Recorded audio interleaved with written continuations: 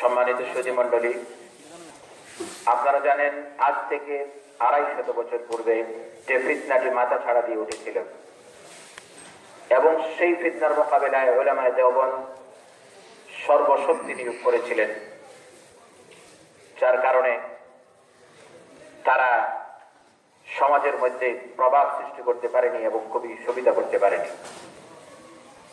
কিন্তু ইদানিং দেখা যাচ্ছে সেই ফিতনাটা আবার মাথা ছাড়া দিয়ে উঠেছে এবং তারা লেখালেখির মাধ্যমে, ওয়াজ নসিহতের মাধ্যমে, অনলাইনে বক্তব্যের মাধ্যমে আমাদের সরল মনা তরুণদেরকে বিভ্রান্ত করছে।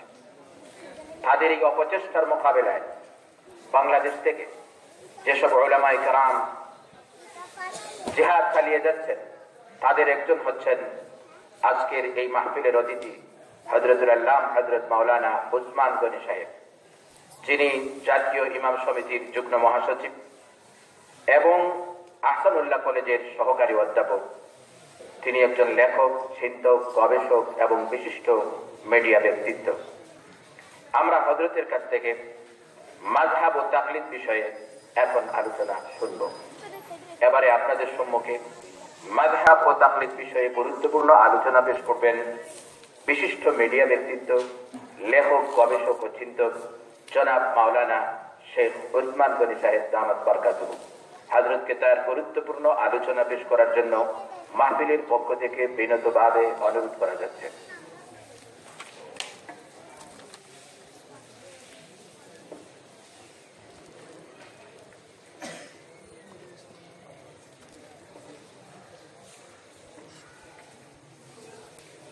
আসসালামু আলাইকুম ওয়া রাহমাতুল্লাহি ওয়া বারাকাতুহু। আলহামদুলিল্লাহি ওয়ালিহি ওয়াস সালাতু লিআহলিহা। ফাআউযু বিল্লাহি মিনাশ শাইতানির রাজীম। বিসমিল্লাহির রাহমানির রহিম। ফাসআলু আহলায যিকরি ইন কুনতুম লা তা'লামুন। বারাকাল্লাহু লানা ওয়া লাকুম বিল কুরআনিল আযীম। মুহতারাম সদরে জলসা, উপস্থিত উলামায়ে কেরাম, মিডিয়া ব্যক্তিত্ব, মাশায়েখে ইজম এবং রাসূলের আশিক, দ্বীনের প্রতি অনুরাগী সকল ভাইগণ, সকল প্রশংসা মহান আল্লাহ রাব্বুল আলামিনের জন্য। দুরুদ ও সালাম প্রিয় নবী, আখির নবী হযরত মুহাম্মদ সাল্লাল্লাহু আলাইহি ওয়াসাল্লামের প্রতি। আমরা জেনেছি আজকে এই সময়ে আমাদের আলোচনার বিষয় হলো মাযহাব ও তাকলিদ। আমি যারা আমার মুরব্বিয়ান উলামায়ে কেরাম আছেন, ওনাদের কাছে ক্ষমা চেয়ে নিচ্ছি। আমার ছাত্র বন্ধুদের অনুরোধ করছি, আপনারা এই অল্প সময়ের এই আলোচনাটিকে একটি আলোচনা মনে না করে একটি ক্লাস ভাবতে পারেন। অল্প সময় আমরা এটিকে ক্লাস মনে করে যদি আলোচনায় সামিল হই, আমি আলোচনা শুনতে বলবো না, আলোচনায় সামিল হতে বলবো, তাহলে আশা করি এটি কাজে লাগবে। কি কাজে লাগবে? আপনারা যেই কোথাও যাবেন, কিতাব ছাড়া সহজে একজন নাবুজ লোককে বুঝিয়ে আসতে পারবেন ইনশাল্লাহ।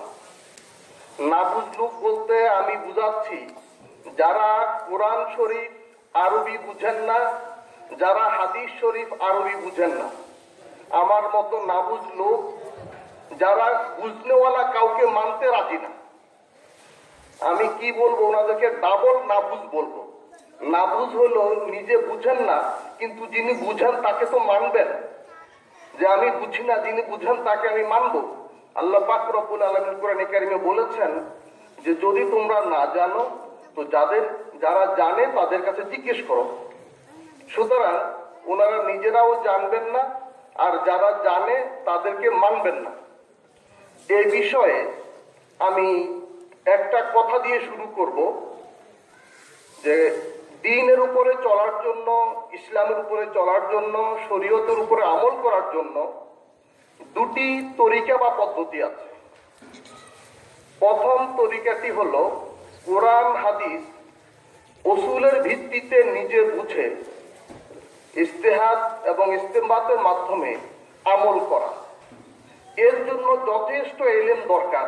আমরা জানি অনেক শারায়েত আছে এবং এই পর্যায়ে যারা জানেন, বুঝেন, পারেন তাদেরকে আমরা বলি মুজতাহিদ। আর এই পর্যায়ে ইলম যাদের নেই তারা কি করবেন? যারা জানেন তাদের অনুসরণ করবেন, ওনাদেরকে আমরা বলি মুকাল্লিদ। এই কর্মটির নাম হলো তাকলিদ, মানে অনুসরণ করা। আমি বলতে চাই যে যারা নিজেরা আজকাল নিজেদেরকে আহলে হাদিস দাবি করছেন তাদেরকে যদি জিজ্ঞেস করি, ভাই আপনি কি মুজতাহিদ, মানে আপনি কি কোরআন হাদিস নিজে বুঝে আমল করতে পারেন? ওনারা বলেন যে না, আমরা মুজতাহিদ না। তো যদি দ্বিতীয় প্রশ্ন করি যে আপনি কি তাহলে যারা বুঝে এমন কাউকে অনুসরণ করেন? বলে না। তাহলে কি অনুসরণ করেন? বলে হাদিস শরীফ অনুসরণ করি। তো হাদিস শরীফ অনুসরণ করতে হলে তো নিজে বুঝতে হবে। তো আমি বলি যে এখন পদ্ধতি হলো তিনটা। সহি পদ্ধতি দুটি ছিল, নিজে বুঝে আমল করা অথবা যিনি বুঝেন তাকে দেখে অনুসরণ করা। এর বাইরে নতুন একটি পদ্ধতি এখন বের হয়েছে, এটি আরেকটি মাযহাব। এই মাযহাব কি? যে তিনি নিজেও বুঝবেন না, যিনি বুঝেন তাকেও মানবেন না। এই মাযহাবের নাম হলো নাফসে আম্মারা মাযহাব। এই মাযহাবের নাম কি? আপনারা শব্দটা একটু আমার সাথে বলেন, কি নাম এই মাযহাবের? এই সম্পর্কে কোরআনে কারিমে আল্লাহ পাক কিন্তু বলেছেন, আফারাআইতা মান ইত্তাখাযা ইলাহাহু হাওয়া। তারা কিসের অনুসরণ করে? হাওয়া, খায়সাতে নফসের অনুসরণ করে। মাযহাব মানার প্রথম কথা এবং শেষ কথা, আমি যখন মাযহাবের উপরে ক্লাস নেই, এটি 4 ঘন্টার দীর্ঘ আলোচনা। অনেকে বলে যে দলিল। আমি বলি যে আমি কেন মাযহাব মানি এই কথাটা আগে মুখস্থ করতে হবে। এই একটি বাক্য মুখস্থ করলে আপনি খুব পেরেশান হওয়া লাগবে না। আমি মাযহাব মানি কারণ আমি মুজতাহিদ নই। সন 1991, স্থান জামিয়া ইসলামিয়া মদিনা মুনাওয়ারা। সেখানে ওস্তাদ প্রফেসর ডক্টর আয়েজ, ওনার খাস হুজরাতে আমি ওনাকে জিজ্ঞেস করলাম যে হযরত আপনি কোন মাযহাবের ইত্তেবা করেন? তিনি আমাকে পাল্টা প্রশ্ন করলেন, তুমি কোন মাযহাব মানো? আমি বললাম আমি হানাফি মাযহাবের ইত্তেবা করি। আপনারা যারা আমরা হাদিস পড়েছি জানি যে কেরাত আলাল মুহাদ্দিস, যে মুহাদ্দিস বা উস্তাদের কাছে যদি পাঠ করে শোনানো হয়, তিনি যদি রদ না করেন তো হাদ্দাসানা বলা সহিহ হয়, মানে উনি আমাকে বলেছেন, মানে এই কথা স্বীকৃতি উনি দিয়েছেন। তো ওইটাই তো আমার উদ্দেশ্য ছিল। আমি বললাম আমি হানাফি মাযহাবের ইত্তেবা করি। তিনি বললেন কেন, লিমা? আমি বললাম কোরআন হাদিস থেকে মাসালা ইস্তেমবাত করতে পারি না, ইজতিহাদ করতে পারি না, এই জন্য আমি হানাফি মাযহাবের ইত্তেবা করি। তিনি আর কোনো উত্তর দিলেন না। সেদিন থেকে আজকে পর্যন্ত আমার একটাই কথা, মাযহাব মানার প্রথম কথা এবং শেষ কথা হলো আমি মুজতাহিদ নই। এই শব্দটি, এই বাক্যটি আমার সাথে একটু মনে মনে বলেন। আমি মাযহাব মানি কারণ আমি মুজতাহিদ নই। আমি মাযহাব মানি কারণ আমি মুজতাহিদ নই। এখন যদি বলে যে কিতাব, বলে কিতাব তো আমার হুজুরে জানে, এই জন্য তো আমি হুজুরকে মানি। আমি কিতাব জানলে তো আমি নিজেই মুজতাহিদের মাকামে চলে যেতাম। আমরা জানি যিনি মাসালা জানেন তাকে বলা হয় আলেম, যিনি দলিল জানেন তাকে বলা হয় মুহাক্কিক, যিনি দলিলের সবব জানেন তাকে বলা হয় মুদাক্কিক, আর যারা উসুল তৈরি করেন তারা হলেন মুজতাহিদ। তো আমরা কোন পর্যায়ে আছি? সুতরাং আমরা যেহেতু অত বেশি এলিমের অধিকারী নই, সুতরাং আমার চেয়ে যিনি বেশি ভালো জানেন তাকে আমি অনুসরণ করব। এটাই হলো মাযহাব এবং তাকলিদের প্রথম কথা এবং শেষ কথা। মুআজ্জাজ হাজিরিন, আজকাল আমরা দেখি কিছু লোক আছে ওরা নিজেদেরকে সালাফি দাবি করে। আমি বলতে চাই সালাফি মানে হলো সালাফের অনুসারী। বলেন তো সালাফ মানে হলো সালফে সালেহিন, মানে সাহাবে একরাম, তাবেঈন ও তাবে তাবেঈন, খায়রুল কুরুনকে সালাফ বলা হয়। তো অনেক পরে আহলে হাদিসের সূচনা, তারা কিন্তু সালাফের ইত্তেবা করে না, তারা খালাফের ইত্তেবা করে। আমরা বরং সালাফের ইত্তেবা করি। তো সালাফি যদি প্রকৃত কেউ থেকেই থাকে তাহলে আমরা নিজেদের সালাফি দাবি করতে পারি। আসলে আমরা প্রকৃত সালাফি এই জন্য দাবি করা লাগে না, ওরা তো সালাফি না এই জন্য সালাফি দাবি করে। ওরা মূলত খালাফের ইত্তেবা করে হিসেবে ব্যাকরণ মতো ওদেরকে কি বলতে হবে? খালাফি। কি বলেন? যারা খালাফের ইত্তেবা করে, আহলে হাদিস বা সালাফি নামে পরিচিত, ওদেরকে সালাফি বলবো না খালাফি? ওরা যদি এই বিষয়টা স্বীকার না করে, ইকরার না করে, তো আমি বলবো ওরা হলো খেলাফি, ওরা খেলাফ করতেছে। কারণ ওরা খালাফি এই কথাটাও স্বীকার করার ওদের সৎ সাহস নেই। মোহতারাম হাজিরিন, আমরা দেখি যে ওরা কোনো বিষয় আসলেই বলে বুখারী শরীফে আছে। তো ইমাম বুখারী রহমতুল্লাহ আলাইহি ছিলেন মুজতাহিদ পর্যায়ের একজন আলেম মুহাদ্দিস। তিনি নিজের মত দিয়েছেন। আমরা দেখি বুখারী শরীফ সাধারণত আমরা বলি হাদিসের কিতাব। আসলে বুখারী শরীফ কি? আপনারা একটু তাহকিকের নজরে তাকালে দেখবেন বুখারী শরীফে কিন্তু শুধু হাদিস বলা নেই, মাসালা বলা আছে। মাসালার মাসাহাতে হাদিস আছে, আয়াত আছে, এবং একাধিক হাদিস বা বিভিন্ন আয়াত, বিভিন্ন মুজতাহিদগণের আকওয়াল, বিভিন্ন সাহাবে ইকরাম এবং তাবেঈগণের কওল সেখানে আছে। তাহলে যেই কিতাবের মধ্যে প্রথমে ফিকহ মানে মাসালা লেখে তারপরে দলিল বয়ান করা হয়, সেটা কি হাদিসের কিতাব হয় না ফিকহের কিতাব হয়? আপনারা বলেন, যে কিতাবে মাসালা লেখে কোরআন হাদিস থেকে দলিল পেশ করা হয়, সেটা কি হাদিসের কিতাব হয় না ফিকহের কিতাব হয়? ফিকহের কিতাব হয়। এটাকে বলে ফিকহে মুতাল্লাল। সেটা দুই রকম, মুআররাব এবং মুতাল্লাল, দলিল সহ ফিকহ। ইমাম বুখারী রাহমাতুল্লাহ আলাইহি ওনার ইজতিহাদকৃত মাসালাগুলোকে হাদিস দিয়ে দলিল দিয়েছেন। এবং আমরা দেখি যে উনি শুধু হাদিস দিয়ে দলিল দেন নাই, তিনি হাদিসের খেলাফ রায় দিয়েছেন। বুখারী শরীফের মধ্যে বাবুল গুসল এর শেষ হাদিসটা, এখানে আপনারা মাদ্রাসা আছে, কিতাব এক্ষুনি মাগরিবের নামাজের পরে খুলে দেখতে পারবেন। বুখারী শরীফ গোসল অধ্যায়ের শেষ হাদিসটা, সেখানে হাদিস শরীফের বিষয়টা যেটা, যদি কেউ জুনুবি হয় মানে গোসল ফরজ হয়ে যায়, এবং দুঃখিত আমি অন্য একটা প্রসঙ্গ নিয়ে আসছি, যেটা মোজামা যদি হয়, স্বামী স্ত্রী যদি মিলিত হয়, ইনজাল যদি না হয়, তো হাদিসের কথা হইল সেখানে গোসল লাগবে না। আমি মাসালা বলছি না, উদ্ধৃতি বলছি। আবু আব্দুল্লাহ আল গুসলু আহওয়াদ, আমি আবু আব্দুল্লাহ বুখারী বলছি গোসল করাই বেশি পরহেজগারি ইখতিয়ার। বলেন তো তিনি কি হাদিসের মুওয়াফিক বলেছেন না খেলাফ বলেছেন? কোন কিতাবের মধ্যে? বুখারী শরীফের মধ্যে। কোন অধ্যায়ের হাদিস? গোসল অধ্যায়ের কত নম্বর শেষ হাদিসটা? গোসল অধ্যায়ের শেষ হাদিস। আবু আব্দুল্লাহ আল গুসলু আহওয়াদ। তাহলে বোঝা গেল একজন মুজতাহিদ ফকিহ। আমি এই কথা বলবো না তিনি কি ঠিক বলেছেন না বেঠিক বলেছেন, বিষয় হলো তিনি ইজতিহাদ করেছেন এবং ইজতিহাদের পক্ষে দলিল আছে। একজন মুজতাহিদ অন্য একটি আয়াতের হাদিসের খেলাফ অন্য দলিল দিয়ে কথা বলতে পারেন, এবং ইমাম বুখারী রাহমাতুল্লাহ তাই বলেছেন। আমি যেটা বলতে চাচ্ছি এখান থেকে, যে বুখারী শরীফ সাধারণ কোনো হাদিসের কিতাব নয়, এটি বুখারী মাযহাবের ফিকহের কিতাব।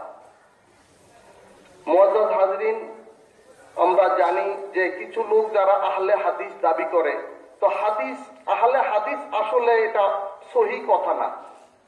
সহি কথা হলো আহলুস সুন্নাহ। আমরা হাদিস আমল করব না সুন্নাহ আমল করব? অবশ্যই সুন্নাহ আমল করব। সব হাদিস কিন্তু আমলযোগ্য নয়, সব হাদিস আমল করা উম্মতের জন্য জায়েজ নাই। আরেকটা বিষয় হলো, আহলে হাদিস বলতে মূলত আহলে উলুমে হাদিসগণকে বোঝানো হতো এবং বুঝায়। তারা এই পরিভাষাটার মানে না বুঝে ওই মুসল্লি পাবলিক সবাই আহলে হাদিস হয়ে গেছে। আপনি কেউ যদি বলেন যে আমার মসজিদে সব মুসল্লি মুহাদ্দিস, এটা মানুষ কি হাসবে না কি করবে? যে মসজিদে সব মুসল্লি কি শাইখুল হাদিস, এটা কি হয়? শায়খুল হাদিস তো 2-4 জন হয়, তাহলে আহলে হাদিস তো বড় মুহাদ্দিস হলেন আহলে হাদিস, এই পাবলিক কেমনে আহলে হাদিস হবে? আমি ওদের কাছে যখন কথা বলি, ঢাকা মোহাম্মদপুরে কিছু আছেন, বলি যে আপনারা তো ইবনে তাইমিয়া রহমতুল্লাহকে মানেন, বলে না মানি না, এ না মানা একটা রোগ হয়ে গেছে। তাহলে তো বুখারী রহমতুল্লাহকে মানেন, বলে না মানি না। তাহলে কি আপনারা নামাজ কালাম পড়েন, যে জুমায় খতিব সাহেব বয়ান করে মাসাইল সেভাবে আমল করেন? না, ওনাকেও মানি না। তাহলে কি আপনার যে মসজিদে পেশ ইমাম আছে ওনাকে মানেন? কাউকে মানেন না। তাহলে আপনি এই কোরআন হাদিস বুঝেন? না, বুঝে না। তাহলে বলেন এটা কি হলো? এটা কি আহলে হাদিস হলো না আহলে জাহালত হলো? সুতরাং এই কথাটা ঠিক না। কিন্তু আমাদের অনেকে আমরা কি করি, দলিলের পিছনে পেরেশান হই। আমি কিন্তু শুধু মাযহাব প্রসঙ্গটাই সংক্ষেপে এখন অল্প সময় বলতে চাচ্ছি, ফিকহি কোনো বিষয় আমি আলোচনা করতে পারবো না এখন এই সময়ে। মাসালা নিয়ে ইখতিলাফ থাকে, প্রত্যেক মাসালার পক্ষে বিপক্ষে দলিল থাকে। আপনারা জানেন মদিনা শরীফে মসজিদে নববীর উপরে কুতুবখানা আছে, লাইব্রেরি আছে, সেইখানে 4 মাযহাবের কিতাব রাখা আছে। যদি মাযহাবে না থাকে তো মদিনা শরীফে আজকের মতো সময়ে এই জমানায় কেন ওইখানে 4 মাযহাবের কিতাব রাখা আছে? তারা প্রশ্ন করে মাযহাব কবে থেকে আসছে, কোত্থেকে আসছে? তো আমি বলি মাযহাব তো কোরআন শরীফ থেকে আসছে। তারা অনেক সময় মাসালা কোনো কিছু বলে বুখারী শরীফে আছে। তো আমি আপনাদের জন্য একটা টুটকা ব্যবস্থা দেখাবো যে কোরআনে কারীম মানে হাদিস শরীফ, বুখারী শরীফ বা যে কোনো হাদিস দেখে দেখে তরজমা পড়ে আমল করা সহি কিনা এখন আপনারা বলবেন। কোরআনে কারীমে সূরা নিসার 15 নম্বর আয়াত, সূরা নিসার 15 নম্বর আয়াতের মধ্যে বলা হয়েছে ওয়াল্লাতী ইয়াতিনাল ফাহিশাতান নিসাইকুম, যদি নারীগণ অপরাধে লিপ্ত হয়, 4 জন সাক্ষী পাওয়া যায়, তো ফামসিকুহুন্না ফিল বুয়ুত, তাদেরকে ঘরে আবদ্ধ করে রাখো, হাত্তা ইয়াতাওয়াফাহুন্নাল মাউত আও ইয়াজআলাল্লাহু লাহুন্না সাবিলা, ততক্ষণ পর্যন্ত যতক্ষণে না তাদের মৃত্যু হয় অথবা আল্লাহ তাদের জন্য কোনো ব্যবস্থা করেন। এখন বলেন এই আয়াতটা কোরআনে কারিমে আছে কি নাই? আছে। তাকে খুলে দিবেন কোরআন শরীফ, দরকার হইলে বাংলা তর্জমা সহ দিবেন, আরবি তো আর বুঝবে না, বলে ভাই তর্জমাটা পড়েন। তো তর্জমা পড়লে তো এটাই লেখা থাকবে, শব্দ এদিক সেদিক হলো, বিষয় কিন্তু এটাই। তারপরে বলবেন যে এটা এখন আমল করা যাবে কিনা, দেখবেন তিনি এখন আসলে অনেকেই জানবে না যে এটা আমল করা যায় কি যায় না। কি বলেন, এই আয়াতটা কি বিষয়ে আমল করা যাবে? যাবে না। কেন যাবে না? এইটা তো ওনারা জানবে না, কারণ এই আয়াতের হুকুমটা মানসুখ। নাসেখ মানসুখ না জানলে কোনো বিষয় হুকুম দেওয়া যায় না, সিদ্ধান্ত দেওয়া যায় না, আমল করা যায় না। তাহলে কোরআনে কারিমে মাত্র 6666, বেশি কম সংখ্যা যাই হোক 6000 আয়াত, এইখানের মধ্যে নাসেখ মানসুখ না জেনে আমল করা যায় না, জায়েজ নাই। কি বলেন, এটা না জেনে আমল করা কি জায়েজ হবে? কোন পাবলিক এটা আয়াত পড়ে আমল করলে সহি হবে? হবে না। সুতরাং এই লক্ষ লক্ষ হাদিস শরীফের মধ্যে নাসেখ মানসুখ আছে কি নাই? তো যারা ইলমে হাদিসের কিছুই আমরা জানি না, নাসেখ মানসুখের কোনো ইলম নাই, তো তারা কিভাবে, আমি শুধু এইটুকু তার কাছে জিজ্ঞেস করব যে কোরআনে কারিমের পুরা নাসেখ মানসুখ তার জানা আছে কিনা।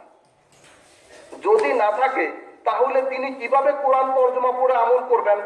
আর হাদিসের নাসেখ মানসুখ না জানলে কিভাবে হাদিস পড়ে আমল করবেন?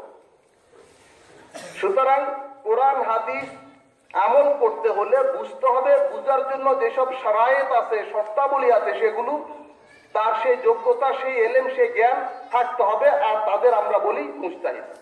আমি আরেকটা ছোট্ট উদাহরণ দিব কোরআনে কারিম থেকে। মাযহাব কোত্থেকে শুরু হয়েছে? মাযহাব কোরআন শরীফ থেকে শুরু হয়েছে। তারা বলে কোত্থেকে, যে নবীজি কোন মাযহাব মানতেন, সাহাবা ইকরামের মাযহাব কি ছিল? হ্যাঁ, সাহাবা ইকরামের মধ্যেও মাযহাব ছিল, সাহাবা ইকরামও মাসালা নিয়ে ইখতিলাফ করেছেন, বিভিন্ন সাহাবী বিভিন্ন রকম আমল করেছেন, এবং সকল সাহাবী মুজতাহিদ ছিলেন না।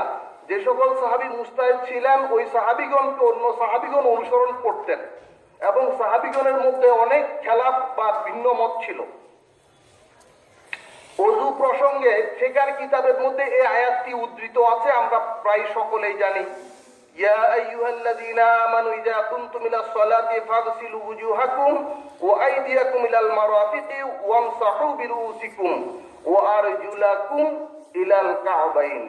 এখানে উলামা ইকরাম আছেন, আমি ছাত্র ভাইদের উদ্দেশ্যে বলবো, আপনারা আমার সাথে হালকা আওয়াজে বলেন ও আরজুলাকুম ইলাল কাবাইন, না ও আরজুলিকুম ইলাল কাবাইন।